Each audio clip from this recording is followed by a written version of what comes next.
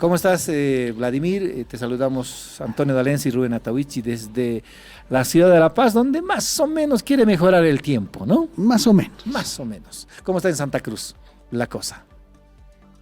Muy buenos días, Rubén, Antonio, un gusto estar en contacto nuevamente con ustedes. Aquí está soleado, así que está un clima muy agradable. Hemos tenido días un poco de frío, pero ya tenemos un poco más de sol, así que... Y felicidades a todos los bolivaristas. Ayer han sacado la cara por el país y bueno, un orgullo para todos los bolivianos ver a Bolívar ascendiendo ahí en un campeonato internacional. Vamos a hacerles llegar a los bolivaristas las felicitaciones. Vamos a ser presentes, sí, vamos a ser Nosotros presentes. solamente somos intermediarios en esto. Obviamente no veo mucha alegría, caramba. Nosotros sí, por el fútbol boliviano nos alegramos. Yo soy devoto de San José, él es hincha acérrimo de Die Strongest, así que ya veo. No es que expresamos indiferencia, pero sí, nos hemos alegrado igual, sí, claro como que todos sí, los ¿no? bolivianos ayer por la victoria del Bolívar 3-1 frente a Paranaense. Lo comentábamos, Claro, Vladimir, al principio de nuestra transmisión. Hasta hemos hecho un póster Sí, de Bolívar, le estamos claro que regalando sí. a nuestra audiencia este Ve. póster bellísimo. Hemos hecho un póster Y ayer, ¿no? Uno de nuestros productores decía, caramba, quiero la foto grande. Sí, Ahí sí, está la foto ahí está grande. la foto grande. Bien, felicidades. ¿Cuándo vamos a tener un póster así del Blooming o del Oriente Petrolero?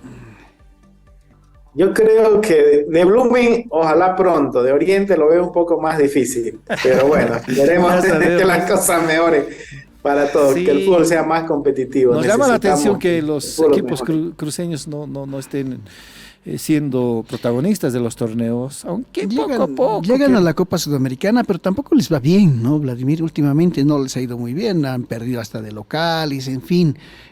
¿A qué se deberá, no? Hay algo está pasando, ¿sí? Sí. ¿Qué Pero- dice Vladimir? Sí, sin duda. Es un mal tiempo para el fútbol cruceño, pese a que hay muchos clubes cruceños ahora que han aumentado ostensiblemente y eso es una buena señal, pero creo que en el tema de la alta competición, fundamentalmente los dos grandes clubes de Santa Cruz, Blooming y Oriente, hace tiempo que han desmejorado y considero yo, ¿no? Seguramente hay otros problemas más profundos, pero hay una crisis dirigencial en los principales clubes cruceños y espero que eso pueda superarse. Oriente y Blooming no pueden estar donde están. Hace 3 años, por lo menos Blooming mirando la tabla del descenso, salvando la categoría cada año a última hora y no es un lugar para dos clubes que tienen una gran hinchada. Además, curiosamente, mira este dato, ayer lo veía en un programa deportivo aquí de Santa Cruz.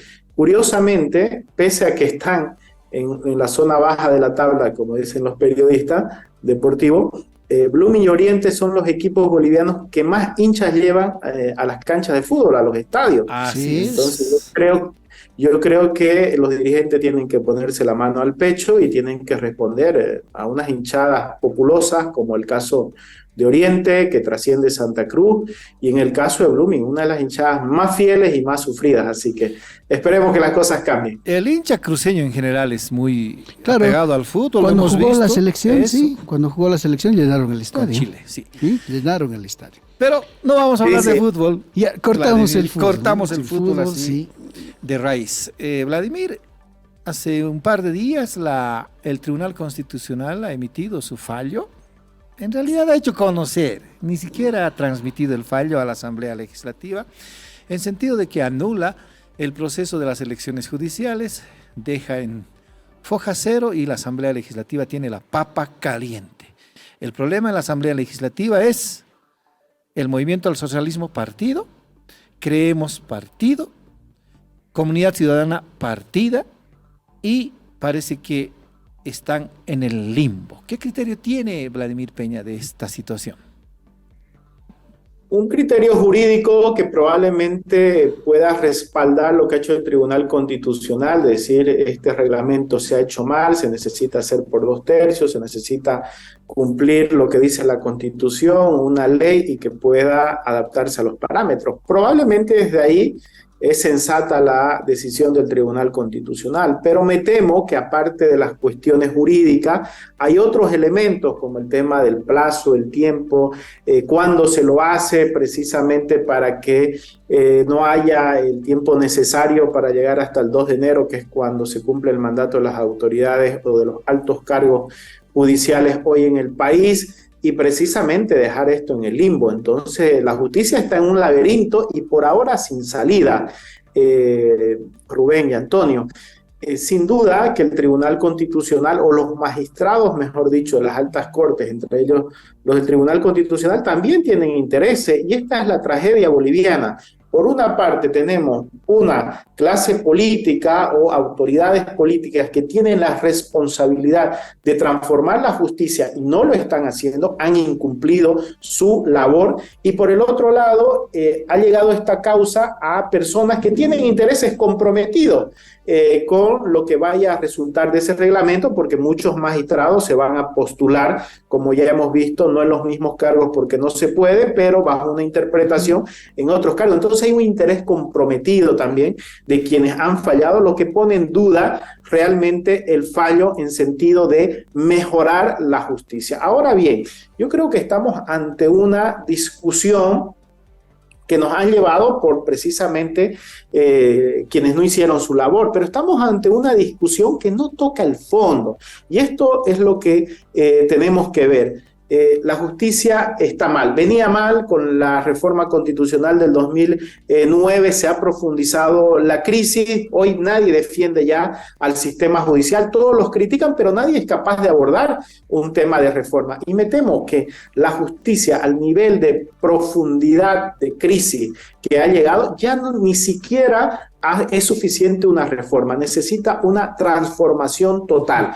Esta decisión del Tribunal Constitucional, viendo las oportunidades que pueden ofrecer, significa un espacio para encarar esa transformación que necesita la justicia desde el Parlamento Nacional. Probablemente sí, y yo creo que hay que tomarlo en ese sentido, no simplemente un tema procedimental de cumplir los 2/3 o adecuar el reglamento. Las elecciones judiciales no son un instrumento idóneo para transformar la justicia.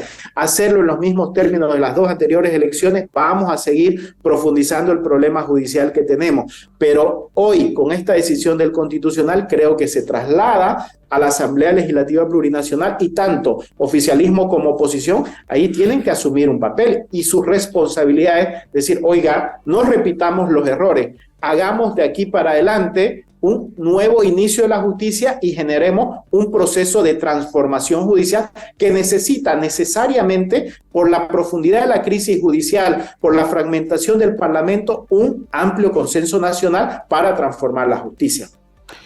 Ahora, Vladimir, sí, obviamente esto sería lo más lindo, digamos, avanzar en eso, pero has visto que en la Asamblea no se pueden poner de acuerdo para cosas mínimas. Ni siquiera los partidos pueden ponerse de acuerdo al interior. ¿Puede ser esto posible con esta Asamblea Legislativa en las condiciones en las que están los o las agrupaciones que tienen representación en este momento en la Asamblea? Mire, seguramente que así como significa una oportunidad y se traslada al Parlamento para encontrar una solución, o por lo menos un inicio de una solución al grave problema judicial, que no debió salir precisamente este problema del judicial y trasladarse al constitucional. Yo creo que la otra cara de la moneda, así como puede ser una gran oportunidad, insisto en esto, para conseguir un pacto nacional de transformación de la justicia, podemos llegar a una crisis, a un vacío, y esto es lo que me preocupa. Por eso creo que además de la razonabilidad o no del fallo en términos jurídicos, ha habido también un cálculo político, ¿no? Estamos jugando al filo del tiempo, como para que no dé los plazos y los magistrados tengan que alargarse. Yo no sé si son los intereses de los magistrados, si es el gobierno nacional, si es ambos, pero tenemos que salir de este laberinto donde nos ha metido, por una parte, la clase política y también los magistrados judiciales, pero veamos la oportunidad que hay para el país, y en función de aquello, lo que sucede en el Parlamento Nacional, la ciudadanía tendrá que evaluar tanto a oficialismo como a oposición. Las dos tragedias que pueden seguir profundizando la crisis: generar un vacío de cara al 2 de enero, si es que no se llega con magistrados electos, o si no hay un gran acuerdo nacional para transformar la justicia y buscar soluciones de fondo. Si simplemente es un maquillaje para repetir las elecciones del 2012 y 2018, yo creo que no hemos comprendido nada de la indignación ciudadana por el tema judicial. Y no es simplemente de los que están perseguidos, los que están injustamente en las cárceles, sino de la gente que diariamente va a la justicia, a los tribunales, a la fiscalía, que tiene que poner su dinerito para buscar un fallo, que la justicia cada vez más inaccesible, más corrupta, yo creo más insensible. Yo creo que esto es lo que le duele a la gente y que los políticos no asuman la responsabilidad de la enorme crisis judicial y de ponerle un alto. Entonces, esta es una oportunidad para ponerle un alto y establecer un camino de reforma. Independientemente de lo que vaya a suceder en el 2025, creo que el país necesita un pacto por la justicia y esto debe hacerse con los partidos en el Parlamento porque se necesita 2/3 y también que pueda gozar de amplio respaldo de la sociedad civil. Si en tanto tiempo no ha funcionado ninguna política pública, ninguna iniciativa del gobierno. Por ejemplo, usted recordará, Vladimir, que el ministro Iván Lima propuso una comisión de notables con 10 ciudadanos, abogados, buenos profesionales, notables, entre ellos el expresidente Eduardo Rodríguez Belcé. No ha funcionado. Luego habló de una cumbre de partidos políticos, tampoco ha funcionado. Se ha encontrado contra la pared, con comunidad ciudadana que ha dicho primero reforma judicial, después cualquier iniciativa. Entonces creo que está el sistema político en un callejón sin salida. Si es lo que más o menos sugiere, me parece sensato, coincido también de manera muy personal, un pacto por la justicia, como dice Vladimir Peña, creo que es poco tiempo. Si en 2, 3, 4, 5, 6, 10, 15 años no han podido resolver el problema de la justicia, ¿cuándo se van a poner de acuerdo los políticos? Cuando hay una camisa de fuerza, salvar las elecciones judiciales. Porque la Constitución dice mandato de magistrados 6 años, mandato de consejeros 6 años, y eso termina el 2 de enero. ¿Qué dice Vladimir? Coincido, Rubén, si uno juzga por los antecedentes al gobierno y todo lo que se ha dicho durante todo este tiempo, ¿no? El ministro Lima asumió su cargo prometiendo una reforma judicial, organizó un grupo de intelectuales que parecía una buena señal porque no era ideológicamente alineado solo al gobierno, era un grupo plural. Aquellos intelectuales salieron muy decepcionados después de un par de reuniones, se diluyó aquello. Hay que recordar las famosas cumbres de Evo Morales, esas cumbres de dirigentes, de altos dirigentes sociales solamente para repartirse las cuotas que les corresponden. Entonces todo ese sistema ha fracasado y hay que asumir así. La justicia es el gran fracaso de la reforma de la Constitución política del Estado y se necesita corregirla con algo de pragmatismo. Yo, pese a que comparto con usted que los antecedentes son muy negativos y no hay espacio para pensar que pueda producirse algo distinto, peor cuando la política solamente es de ruido, es vacía, sin contenido. Yo creo que hoy lo que estamos viviendo con este caso de narcotráfico, de narcos que vulneran todos los sistemas institucionales del Estado, que obtienen cédula de identidad, certificado de nacimiento, pasaporte. Hay muchísimos bolivianos hasta ahora indocumentados, pero un capo del narcotráfico puede tenerlo eso en un par de horas. Entonces, y así como vemos esto, lo que pasa en estas instituciones también se traslada al tema judicial, en el tema de la fiscalía. Vimos el otro día que la avioneta que cayó con media tonelada de droga en un país vecino, unas semanas antes había sido liberada por un fiscal. Entonces todo esto es muy asqueroso lo que está pasando e indigna a la ciudadanía. Yo creo que si los políticos, es verdad, tienen desidia en abordar el tema de la transformación judicial porque están cómodos, porque responde a sus intereses, también hay que decirlo claramente, la justicia es dócil, se amolda porque no tiene una identidad propia, porque simplemente está supeditada a quien está en el poder. Pasó con Evo Morales, pasa hoy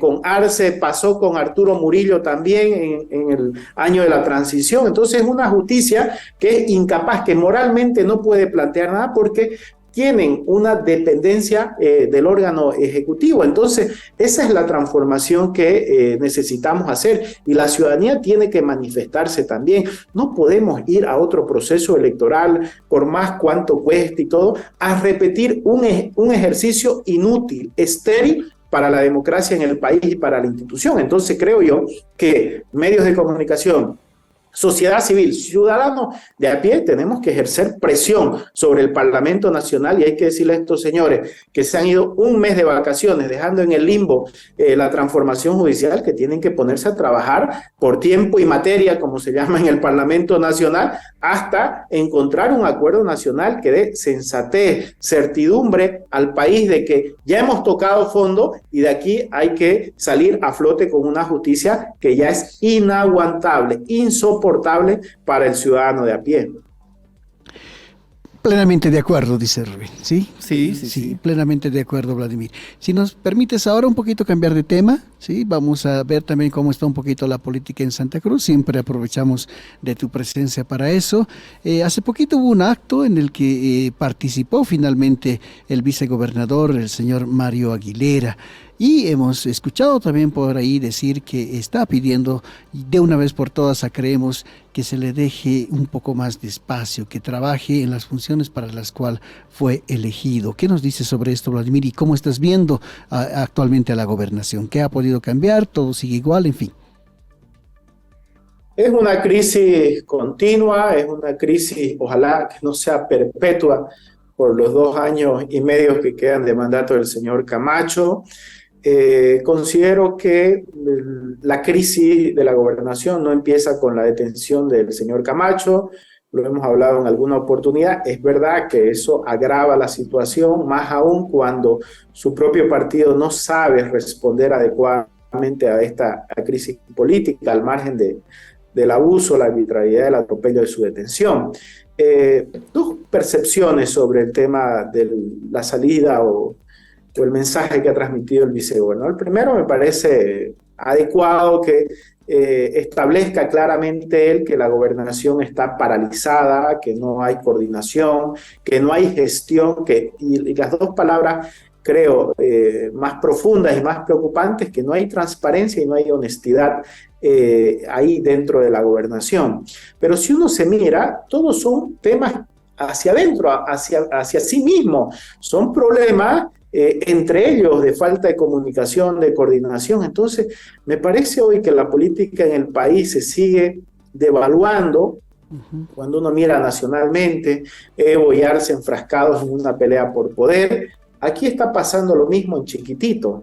Es una pelea entre facciones, entre sectores de Creemos, que no son capaces de liderar una gobernación, una de las más importantes del país, y que se están peleando entre ellos el poder, las cuotitas que le corresponde a cada uno, pero no estamos discutiendo los problemas de los ciudadanos, qué pasa en la salud, por qué hasta ahora el hospital de Montero no funciona adecuadamente, por qué carreteras que ya estaban planificadas desde que ellos asumieron para que se puedan construir no se han hecho, por qué los ciudadanos tienen que ir a esta maldita forma de bloquearnos entre ciudadanos para que las autoridades cumplan con sus responsabilidades. Entonces, toda esa situación hace que haya un deterioro social por la prácticamente nula gestión de la gobernación, y esto se debe a que sus principales líderes están enfrentados, el gobernador y el vicegobernador, igual que Evo y Arce se llaman hermanos y por atrás están con el puñal. Camacho y Aguilera se dicen amigos, entrañables amigos, pero no son capaces ni de hablarse ni de coordinar lo más mínimo para la gobernación. A mí no me importa si son hermanos, amigos, eso es un tema de relación personal. Lo que debieran tener es responsabilidad con el mandato popular que le han dado a los ciudadanos. Entonces, está bien que el gobernador transmita todo lo que está sucediendo dentro, me parece bien, pero lo que no me parece adecuado es que trate de evadir su responsabilidad, porque él no es un comentarista, no es un crítico, no es un analista desde fuera, es el vicegobernador de Santa Cruz y algo más de responsabilidad debiera tener. Yo sigo insistiendo, la decisión de Creemos de, a través de la ley de suplencia temporal, haber blindado de alguna manera para que el señor Camacho siga dirigiendo de forma epistolar la gobernación desde la cárcel, no es una buena decisión para Santa Cruz fundamentalmente, ni para el señor Camacho. Lo que han hecho es profundizar la crisis. Creemos tiene que reevaluar su posición y debe dejar que el vicegobernador asuma. Y debe decirle a los cruceños realmente si su cargo, que goza de legitimidad popular, tiene algún sentido o no, pero simplemente salir a hacer comentarios lo que pasa, creo que es totalmente insuficiente para un cargo de alta jerarquía, que independientemente de la legitimidad popular, es la primera vez que se elige en Santa Cruz y están dejando un pésimo precedente. Vladimir, ¿qué cree usted que ha pasado en el espíritu, en el alma, en el corazón, en el pensamiento de Mario Aguilera, que no hace prevalecer su condición de vicegobernador? Se ha dejado arrinconar creemos que no es una fuerza gigante, digamos, como para tenerlo en esas condiciones. ¿Por qué no hace prevalecer sus derechos? ¿Por qué no alza la voz? ¿Por qué no se despoja de esa idea inicial de haber dicho yo me voy si Camacho también se va? ¿Qué cree que hay? ¿La presión es tan grande, Vladimir, en Santa Cruz? Es vergonzoso que el vicegobernador de Santa Cruz, electo por el voto popular, esté supeditado a un secretario. Sobre ahí algunas cosas anómalas que él ha detectado y él ha denunciado, y ha dicho que va a pedir un informe, ¿no? Entonces, está supeditado el vicegobernador a un secretario. A esos niveles se ha llegado de desgobierno, de caos en la gobernación de Santa Cruz, lamentablemente. Considero dos elementos sobre lo que me preguntas, Rubén. El primero, que más allá de la elección popular y de la legitimidad democrática que tiene el vicegobernador Aguilera, es cierto que no tiene un liderazgo propio, ¿no? La gobernación, el mandato popular, fue depositado en confianza en términos de voto en el señor Camacho, y eso hay que reconocerlo también así de esta manera. Y sus compañeros de Creemos tienen prácticas poco democráticas, como lo hemos visto durante todo este tiempo, ¿no? Como en algún momento dijo uno de los líderes, hay una libretica al estilo de Pablo Escobar donde se anotan a los traidores.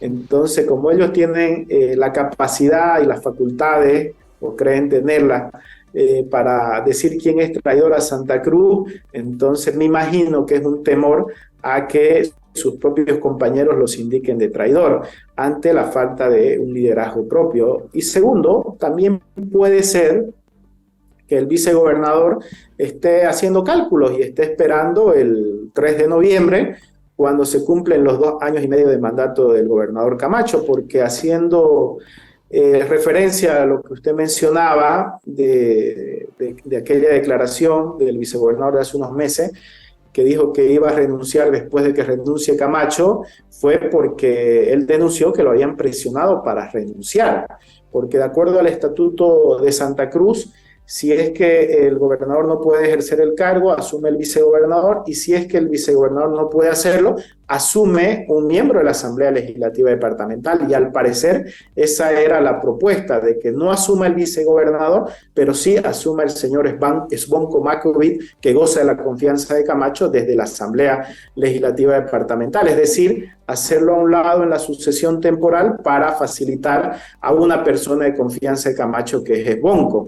Ahora, cuando yo hablo de cálculo, eso que ahora está de alguna manera el sartén por el mango, que lo tiene el señor Camacho, hasta el 3 de noviembre, a partir del 4 de noviembre eso cambia diametralmente, porque después del 4 de noviembre las renuncias, si es que siguen con esto de presionarse para que renuncien unos a otros, ya no tiene el mismo sentido que hacerlo ahora. Entonces ya no hay elecciones, por ejemplo. Si alguno renuncia, si renunciara el gobernador, como lo sugería el vicegobernador hace un par de meses, ya el vicegobernador se quedaría por el resto del mandato. Entonces, yo creo que es vergonzoso a lo que hemos llegado, ¿no? Estos chantajes, estas extorsiones entre ellos, estas pedidas públicas de cuenta, cuando debieran sentarse en una mesa y actuar con madurez política, con sensatez, encontrar un acuerdo entre ambos y darle un horizonte, un rumbo a nuestra gobernación. Pero me temo que vamos a tener por lo menos unos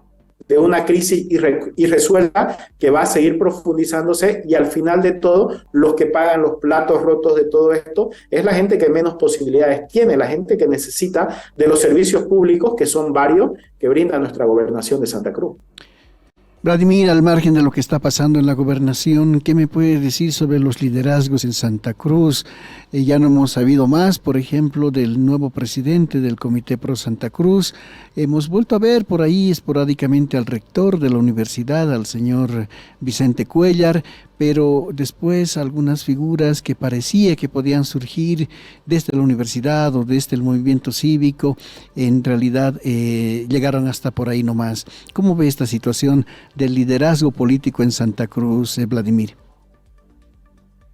Hubo una temporada donde se precipitaron las cosas, ¿no?